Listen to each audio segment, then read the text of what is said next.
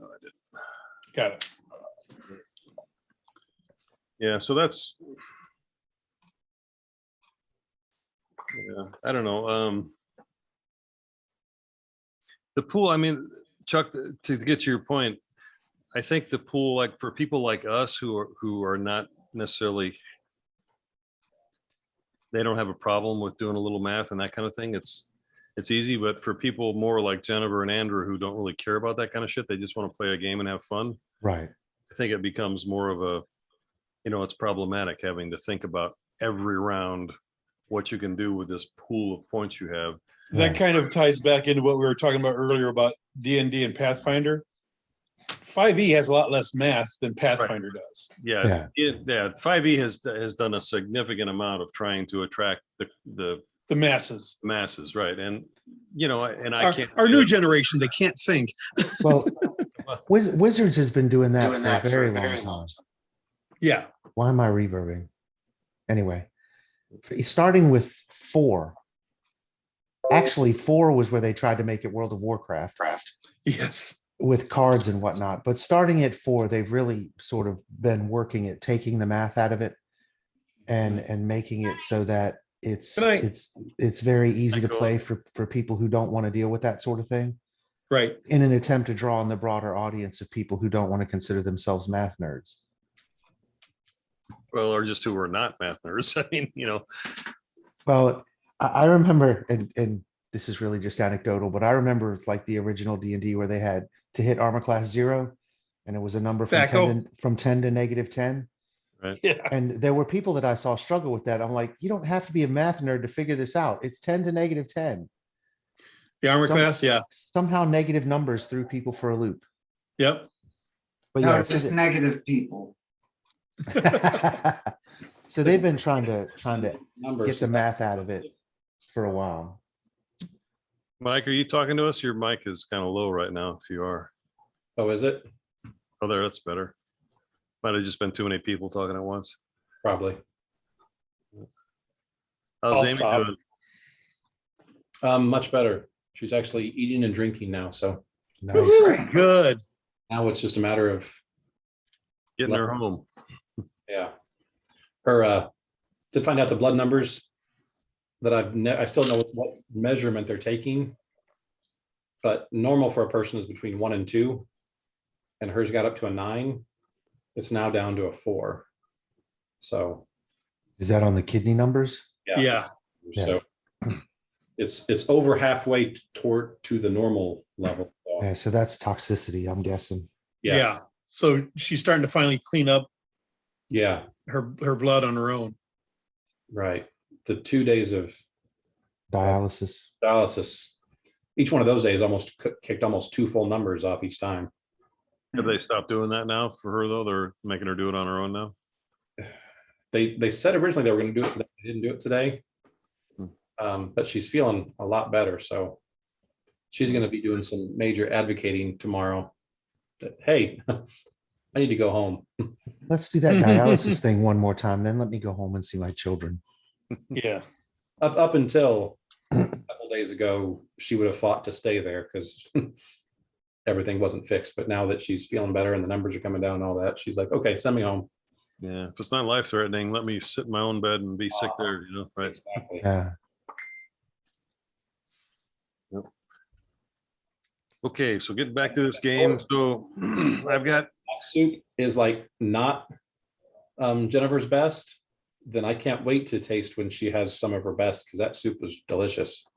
Yeah, it actually got the first time I tried it before when I talked to you, it was when she had just made it, and any kind of soup, if it sits a day or two, it gets better. So yeah, it ended up really good. Oh my gosh, I was like, dang, if this wasn't the good stuff, I can't wait for the good stuff.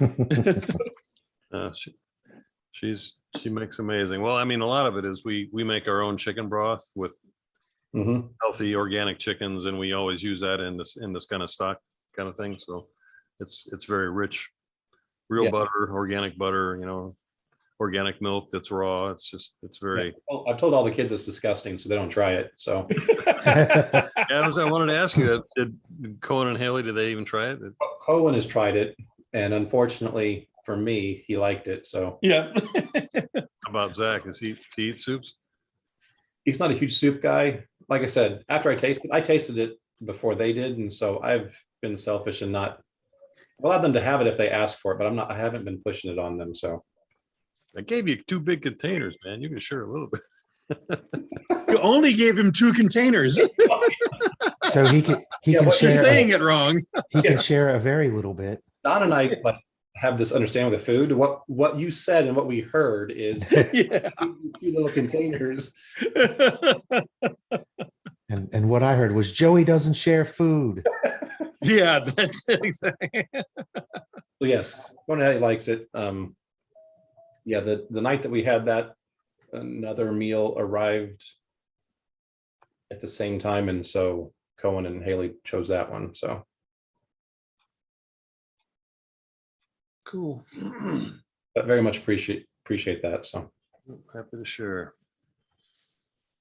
All right, so let me kind of start over. Life pool, energy pool, those are the things that I've been having issues with, just because I think it's cumbersome to try to track something every round and try to deal with, if you do a certain thing, then you only have half of your energy pool left, and then you can do another thing that uses up the other half. It just becomes, I think for like people who are into the numbers and like that kind of thing, the old D&D guys, right.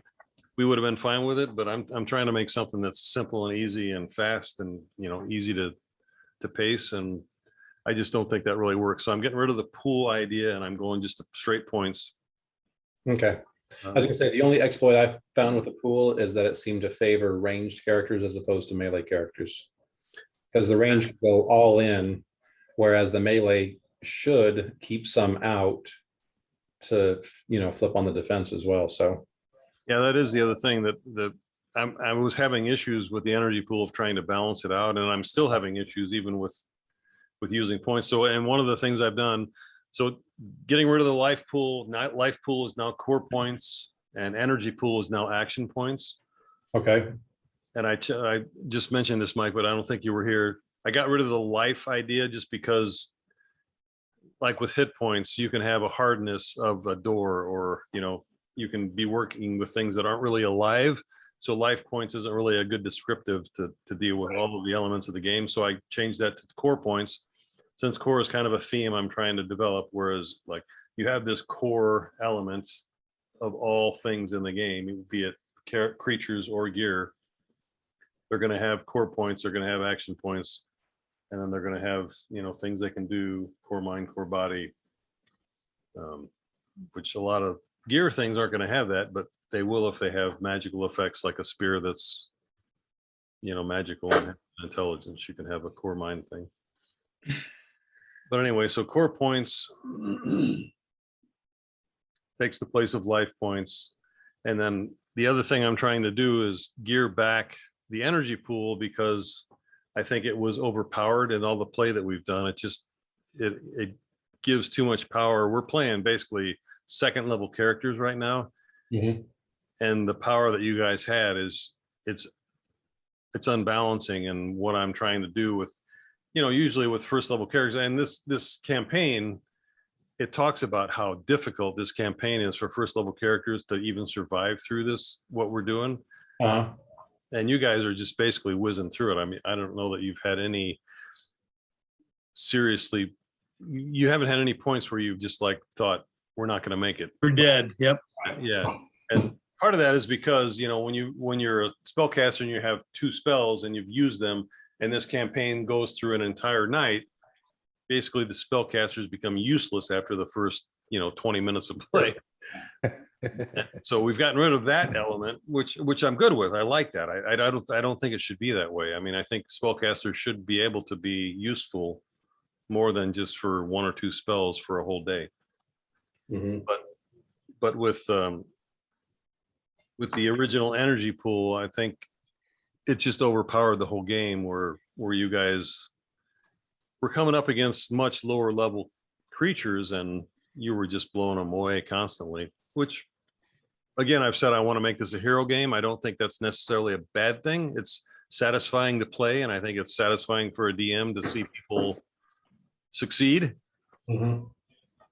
But at the same time, I want it to be challenging, and I don't know that it's been challenging enough, in my opinion. With what do you guys think? Has it been challenging at all? I mean, I feel like you guys are just blowing through everything I've done to this. No, but I liked being able to cast a spell every time and kill every time. Yeah. I've never been able to do that before, so that Right. was fun. But I think it would get old after a while. There needs to be the threat of death Yeah. for it to be good. Yeah, and I mean, Well, I You can know, say offensive things to you people. I could easily introduce harder characters and do that. But at the same time, given that you guys are first or second level, I mean, Right. kobolds are classic first level, second level creatures that people take on. And Right. they're not necessarily meant to be challenging, but they are meant to be stimulating, I guess. Yeah. So, I mean, when you've got a crowd of kobolds coming around you, you shouldn't just be able to pick them all off so easily like you guys have been doing so far. Right. So I want to kind of balance that and tone it down. And what I've done basically is I've said that action points can only be half of core points, which is going to lower that energy pool that used to be down to a more manageable. It's more of like a Pathfinder thing where you've got a D6 plus 2 or 3 at first or second level, rather than you can do much more damage like what we've had You go outside? at this point. Okay, so the points behave just like the energy pool used to, right? It's just less of them. No, I'm actually changing.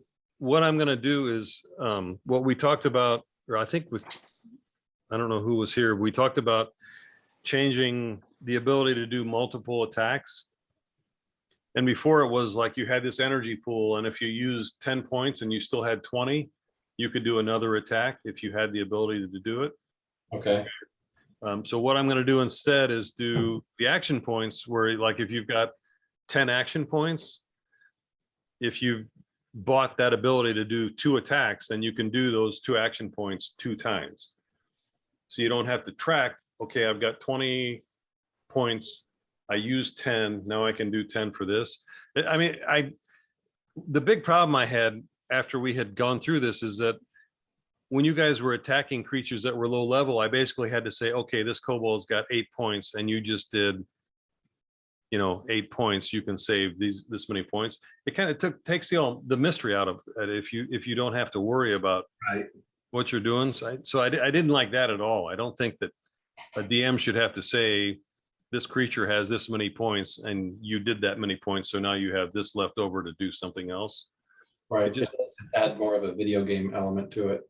Yeah, I don't like it at all. I don't think it works. So that's another reason I want to get rid of the pool idea, is just because it ended up in a direction that I didn't foresee, just because I've never played it, where I had to try to figure out. I mean, the other way that we initially started was you just waste a bunch of points because you don't know how many points this creature has, so you just throw whatever you think is necessary. And that, again, it's not satisfying for a player or a DM to have to deal with trying to puzzle that out every time. Right. So yeah, instead I'm turning it into, you've got these points, and if you can attack twice in a round, you can use those points twice, or whatever. I mean, I think it's more of a flexible system where we can, where I, as a tagger, I can make things work quickly, and people will find it fun and satisfying. So, like, looking at mud real quick. So I'm still confused, and maybe I'm just being stupid tonight. So what do you do with the action points now? I know you said that, if you have 2 attacks, you can use the action points twice. The action points are what the energy pool used to be. So if you make a successful challenge roll and you hit somebody, then you've got the points of your weapon if you're doing a melee attack, and you've got your action points That you can tack them on. So if you've got a sword that does 8 points of damage and you've got your action points of 8, they're meant to modify. Like with Pathfinder, you've got your +2 that turns into +4 to +8 damage. Right. That's what action points can be. Or if you're a cleric, you can use your action points. If you're not attacking this round, you want to do healing, you can use those action points to heal somebody. And Okay, right now, in this playtest situation we're doing, that's all I've got, kind of damage and healing is.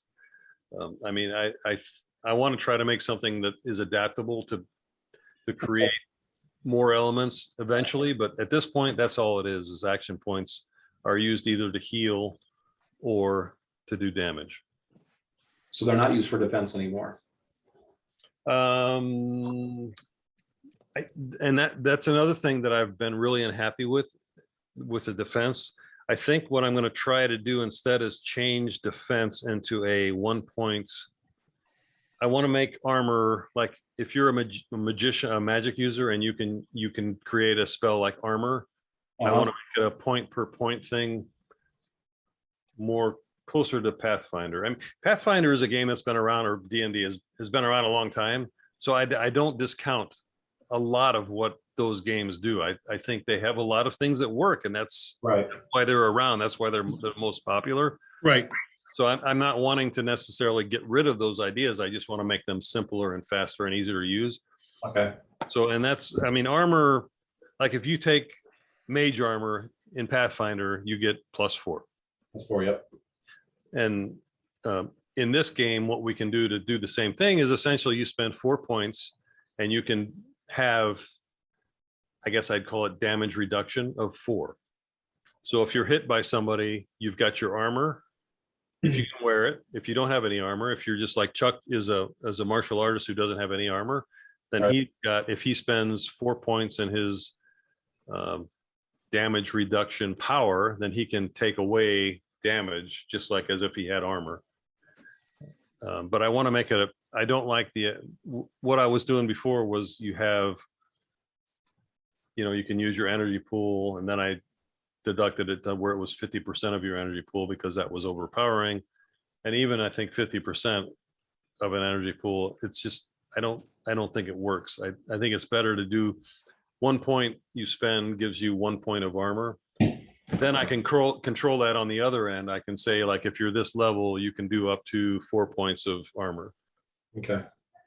I just, like I said, I know just in the little bit of the playtest we've done so far, and since I play a ranged character, I can definitely tell that the action points favor ranged characters rather than melee, just because most of the time I'm so far back that there's no risk for me just dumping everything into offense. Whereas Right. up on the front line has to think not only about beating, Balance it out.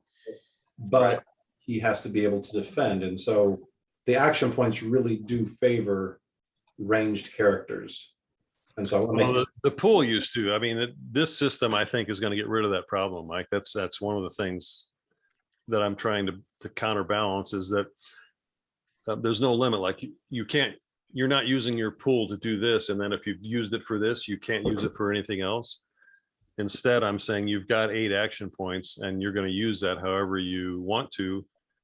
If you have multiple actions you can do in a round, like if you've paid points to be able to do 2 attacks, then you can use that action point twice. And that's the same thing if Chuck has a spell going, or if he uses his key energy, or if Andrew's character uses casts a spell to give him armor, that's going to be set with a round per core kind of thing. So he's got it for 10 rounds. Okay. And it's going to be just like armor. Basically, he'll be able to say, I can take off 3 points of damage every time I'm hit. And your armor in this game behaves just like DR, right? It's not a armor class. Right. Right. Yeah. Yep. Yeah. So what I want to do is to kind of turn it all into the same system where armor is armor. It doesn't matter if it's a physical armor or if it's a key power or if it's a spell that you cast with magical energy. Okay. I just want to simplify it where everybody knows I've got a chainmail armor that does 5 points of protection, or I've got a spell that can give me 5 points of protection. So it'll be simple.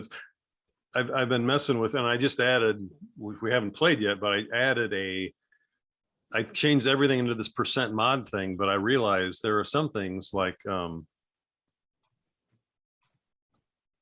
me look at what I wrote here. There's a fire drake right here. Yeah, that's actually your daughter's, Edith. Oh, okay. She wants to be a Drake warden, so she's going to try to. She's got a familiar, basically a Drake. It wasn't there last week though, right? No, Oh. no, and it's not actually there now. I just kind of pulled it up because I didn't know if they were going to be here, and I wanted her to be able to see that character because she hasn't Okay. played it yet. So, but anyway, things like cover. If you do cover as a percentage, it doesn't make any sense because, like, if you're 25% covered or 50% covered or 75% covered, it should be a certain deduction. It shouldn't be a percentage where, like, if I did a 20% mod for being 25% covered, Mhm. it scales upwards, which gives a disadvantage to people being more powerful. Right. So that just doesn't make sense. It needs to be like a -2 mod for 25% cover and a -4 mod for 50% cover, that kind of thing, like what Pathfinder does. Yeah, but if you do that, you have to look at the dice you're using. Yeah, because since, Because a -2 mod in Pathfinder on a D20 is 10%.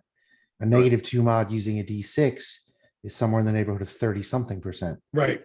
yeah, So it ends up, that's one of the things we discussed very early on, Right? is Yeah. using D6s is fantastic, however you want to work that out, but you have to be careful with how you adjust the math because a +1 is not the same anymore. Right. If you want to use exclusively D6s, you want to use multiple D6s. Well, Maybe. and then you become Shadowrun, Yeah. which if you have ever played Shadowrun as a tabletop game and you're really good at something, that's when you pick out the 36 D6 and just go all over the table and then sit and count for 15 minutes which ones were successes and which ones weren't. It's a viable system. Shadowrun's been around forever, and I guess there are people that still play it, but it becomes taxing on how many dice you have to have. And Right. if you don't have 30 D6, then you get to roll the 5 D6 you have 6 times. 6 times. And Right. So I don't know if you were here, Chuck. I was talking to Don. I read an article on on Roll20 talking about all the games that are played. They have like a circle chart. yeah. D&D is by far the most popular. Pathfinder is not very popular. I mean, it's a very small percentage of people that are playing Roll20. The other one that's popular is Call of Cthulhu. Apparently, a lot of Europeans love Call of Cthulhu. But I found that interesting that not many people are playing Pathfinder anymore, at least on Roll20. Yeah. Well, and they just came out with Pathfinder 2, which has split the Pathfinder community to some level Yeah. from what I've seen. yeah. I know when you look at that chart, I think Pathfinder 1 is still has more games than Pathfinder 2. Yeah, I think so, but it's one of those deals where they tried to upgrade it or do whatever they were trying to do, and it doesn't seem like it was successful in bringing in a larger community. It just seems they split the one they had. they wanted to make it more like acceptable to everyone, Yeah. kind of like 5e. Right. And the original Pathfinder people are like, this isn't what we wanted. Yeah. And the original 5e people are like, I'm already playing 5e. So Right. If this is what we wanted, we would have switched to 5e years ago. Yeah. Second edition seems to me, from what I've seen, to be kind of a mix between Pathfinder 1 and 5e. It's not as simple as 5e. Yeah. right. It's not as complex and doesn't have as many options as first edition. Mike wants to say robust. So yeah, I mean, yeah, that's a different conversation. Never mind. All right, so Chuck, that's a good point. That's a good thing to think about because I always try to think about Pathfinder in this game while I'm developing it, but yeah, the D6 versus the D20 does definitely change things. So I need to keep that in mind. In a big way.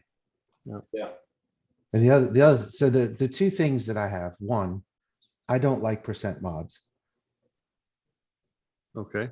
It's just my opinion, but again, part of it, Especially when you get to the tabletop. part of it it's is hard. based on the idea of considering what happens when this is played tabletop wise, which Yeah. is why I said I think it would be important for you to, if you have the opportunity, give this a shot as a tabletop game, to see how that works out.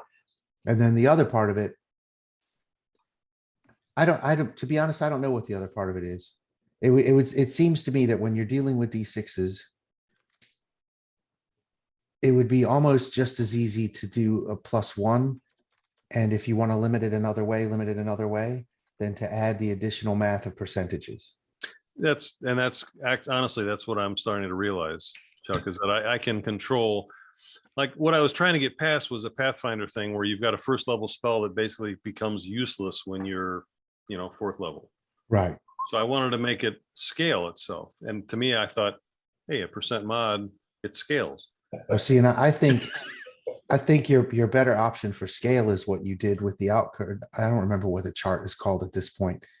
But if your skill in it is 1 to 5, it does a D4 like a magic missile. But you Right. take that same magic missile and your skill on it then becomes 6 to 10. Now it does a D6. Yeah, right. That's what So I'm the- realizing. Yeah. The damage from the spell scales up and it doesn't just become a useless thing. And then the other thing, which you've already done, but the other thing that I appreciated about 5E was they gave magic users a cantrip. So unlimited use per day that actually was worth something, as opposed to Ice Strike or Ice Sliver or whatever, which was a D3. So when you cast your 2 spells and were useless for the rest of the day, you could throw acid bombs at people for 1 to 3 points of damage. That's foolishness. Right. So giving them a cantrip that was unlimited use that actually did enough damage to put them, and it's not even enough damage to put them on par with a warrior. It's just No. enough damage that they're not useless. Right. Oh, And oh, second edition Pathfinder did that same thing with cantrips. Yeah. Right. So That's the only part what- actually did well. yeah, It's- balance, yeah. balance it against a warrior that's at least carrying a sword, so that's D8, or maybe a great axe, and that's a D12. Right. And then you look at the low level spells that are available. None of them do anywhere near that damage. So it's not unbalancing anything to Right. give a wizard a cantrip that does a D6 points of damage that they can use repeatedly. Right. And that scales as they get more experienced. Right. Doing that and in the D team, in that I've allowed all the cantrips to behave just like a magic missile, where they scale up to 5 dice of whatever they start with, and they do it every other level. So it's not going to keep up with the amount of attacks and damage that a fighter would do. But, They get to do it. at 5th level, it's 3D3 or 3D4 every round that you can do. So like I said, you're not keeping up with a fighter that's doing 2 attacks, but that's still a viable attack. Yeah, you're at least still in the game. You're still having an effect on the scenario. You're looking for verms, basically. Yeah. Yeah. And that works too. And then the only other thing, the controlling stuff by level and the maximums per level and stuff, I understand the concept behind it. The only thing that I would be concerned about is removing the ability for characters to be individualistic. Yeah. And I've been feeling that too, Chuck, where everybody's raising to where they're all 12th level, or they're all, and Right. Well, I mean, you'd be stupid not to bring your core stuff Yeah. to the maximum Max. you're allowed. Max, right. It's, in my opinion, it was the same thing with the energy pool. You'd be foolish not to max your energy pool every time you're allowed to. Exactly, because you used it so much. Yeah. But see, the thing that ends up happening is everybody has the same mind and body. And we talked about this with my plea for damage avoidance as opposed to just damage reduction. You can play someone in armor if you spend the points to be able to use the armor and then spend the money to buy the armor, however that works out. And you can sort of stand up and be the frontline guy, despite the fact that there are no such things as tanks in Pathfinder, really. But there doesn't seem to be a way that you can be the high dex guy that can stand in the front line and do a similar job with speed and being damned impossible to hit. Because everybody has, at this point, everybody has the same mind and body skills. Whether you're a wizard or a fighter, you've got core 12. Right. Yeah, and that's why I put a pause on this, because I've come to a realization of some things I'm not happy with, and I'm changing a lot, but Just the whole reason we're doing the playtest. Yeah. yeah, right, yep.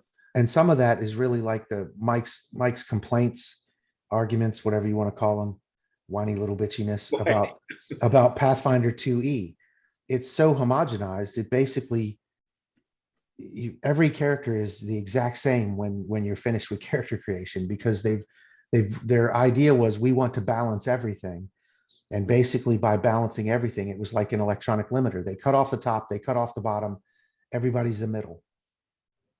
There's nothing you can do to create what would be a unique or whatever type of character. Right. Yeah. And at this point, looking at it, and I don't know if this is the case because I don't have access to his character sheet, but even though they're wildly different concepts, my character and Luke's character seem to be able to do the exact same things, just with different flavor. So he heals with electricity, I heal with key energy. He does the ranged attack, I do, you know what I mean? So it's coming out to, even though his concept was maybe a magus or whatever his concept was, a kineticist, and mine's a monk, they still sort of play very, very similar. And if you like that, second edition does that very well. I mean, I completely, but second edition does that. I mean, like we've got some of you that are local know Steve. Steve loves second edition, but he's in love with the idea that everyone's the same. Yeah. And if you value that, second edition is your game. I mean, because they basically spend a lot of time to do the math to like you said, it's, you know, you can be a fighter or a mage. At the end of the day, you do damage that looks very different, but at the end of the day, you're kind of doing the same thing in second edition. It's just different ways to get to the same end result. And Steve, the reason Steve loves this is because he loves creating a story for his character. And in playing that story, he doesn't like min-maxing or playing number games or anything like that. He doesn't like numbers. So this removed that threat from him, because he played with Mike and I and other people who had min-max, and his character just couldn't really keep up. But this way, everyone's the same. So if he just develops a different story, he has a completely different character than everyone. Right. Yeah. So yeah, if that's your purpose for this game, then I would look I would get books for second edition, because second I've got them all, yeah, but that- I mean, I don't want to do that though. okay. I want Pathfinder, which is, or really I want D&D second edition, which is what I was raised playing and I loved. Mhm. I want that freedom and I want the stats, but I want it to be easy enough for people to play who don't like statistics. You know, I want it to be challenging, interesting, and quick. Okay. I never really played a lot of second edition. I just know I didn't like it, so I stopped right away. Oh, second edition was the bomb. Oh, yeah. That's what I started playing as Is it? edition. I'm younger than you old farts. So I mean, Fortunately, my camera's You're off, all so you you're can't all see me younger than flipping this you old off. fart. I know the game evolved away from it a lot, but all I remember is back in the day, I had a hell of a good time playing it. I mean, oh yeah. I don't know what it was, but Well, that was all there was at the time. So yeah. I mean, now I look back second edition, I'm like, holy crap, this was, you know, super unbalanced. There was no rules that really made sense, and there was no balance. I mean, I hate overly balanced, but there was like absolutely nothing. So yeah, but yeah, if you're looking, I don't know.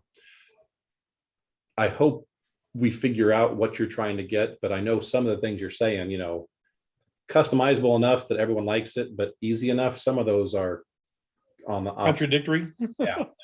So like for me, I love detail in the game, and I love the rules that spell out every little thing. But that the more the game does that, the slower it gets and the more cumbersome it becomes. But if you're someone who loves that amount of detail and loves the exact rules, and you know, you can make each specific individual character exactly like you want, there's a you know, what am I trying to say? It's Very satisfying to do that. Yeah. So if you want faster, you kind of have to go with the simpler, more probably easily balanced system, just to make it so there's as few numbers, as few rolls as possible to get to the result that, you know, I mean, combat's mostly what RPGs are. So it's really about, you know, how few rolls can we get that keeps it good enough that my character seems unique and can do certain things really well and other things not well, but doesn't drag down the game so much that it takes, 4 or 5 rolls for me to do one action. Yeah, I guess what I'm trying to find is there's a common denominator between Andrew and Mike. And I'm trying to figure out what that is. I mean, why did people who are so different come to this game and love it so much and play together, even though we're all very different people and, we have different things that we enjoy and we have different mental capacities and mental Hey, cages. stop making fun of me. No, not at all, Andrew. No, I'm not at all. I mean, Andrew, you're the smart one. Oh, God help us. I mean, but we all have cages Right. we put around ourselves. We all live in these things that we think are important. But I mean, there's very different people. That's one of the things I love about this game, about RPGs, is that all of these very different kinds of people can come together and enjoy this game and play it and Right. find things that we have in common, even though we're very different. And I just love that about it. So, but I've seen Pathfinder, when over the years I've played it. I mean, a lot of these games, people get frustrated, either the min-maxers or the people who just love the challenge of role playing or whatever. They Right. get frustrated at different things. And it's not like every game they get frustrated at the same time with this game or with this Right. game, this game. There's never, it's like there's not a perfect game out there. And No, there's not. so that's what I'm trying to look at, is figure some of this stuff out. Well, I think the more you try to appeal to the masses, the more homogenized and the less perfect for you it becomes. So maybe develop your game and, Let the niche find it. Yeah. something like that. I mean, honestly, as long as I've got Gordon and Mike telling me, no, you can't do that, or yes, you can do that, I'm fine. You guys are guardrails. I mean, I'm in it for the fun. You're the bumpers of his Yeah. bowling alley. Just driving the bumper car. I don't know which I like better, guardrails or bumpers of his bowling Yes. alley. I honestly love both of those. I know. So make your game. Yeah, I think you're right. I think it's depend on the group. Like you said, you wanted what makes all these people different and come together. I think our group gels together because we are playing a more complex system. But we're all have so much fun together that, yeah, you've got some of the ones that know the rules a little bit better helping the ones that don't know it. And that kind of helps fill in the gaps and kind of makes it at least semi-fun for everyone. Yeah. Well, this is exactly what I needed tonight, guys. So I'm gonna think a bit, and we're gonna. Don also said that he could have some time off next week, and I think Jennifer is most definitely not going to make it. So I think we're gonna pause another week. Okay. Give me some time to work through this. So we're gonna come back the week after next. Okay. If I get enough that I figure out and think about where I want to talk again, I might try to have a couple of people show up next Wednesday, but Okay. we'll just have to see how it goes. Yeah, I'm used to the Wednesday thing, so he was Yeah. for 15, 20 minutes to just chat for a bit.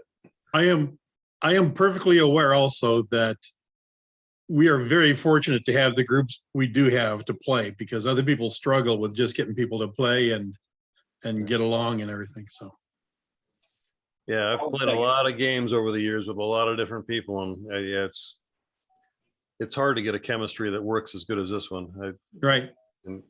Yeah, a lot of that I think is Les. Les has really drawn all of us together. I think He's good at that. Yeah. It's kind of There's only been 2 people that I've really had a problem with Les pulling in, Josh and Mike. Hey. You're fine, Chuck. You don't have to talk about me while I'm on the call. Damn. No, I like the way that Mike found out that Les played. that was the best. But yeah, we've had some groups fall apart. The group Yeah. Gordon and I was in fell apart when it was in person. But that was a bizarre situation anyway that we both noped the fuck out of. So you remember that, Gordon? yeah, it's been a lot of years ago, but yeah, I remember it. Our DM decided he was more interested in cheating on his wife than playing and wanted us to cover for him. And we both went, nope. Yeah, no. You guys didn't, excel with that? That's a no from me, dog. Hard no. Yeah. Bye-bye. All right, guys. Well, I got like 3 hours of sleep last night. So Oh, I'm gonna man. get outta Go here. catch up on some. All right, man. Go get some rest. Yeah, we'll talk to you later. All right, night all. Bye, guys. Bye, guys.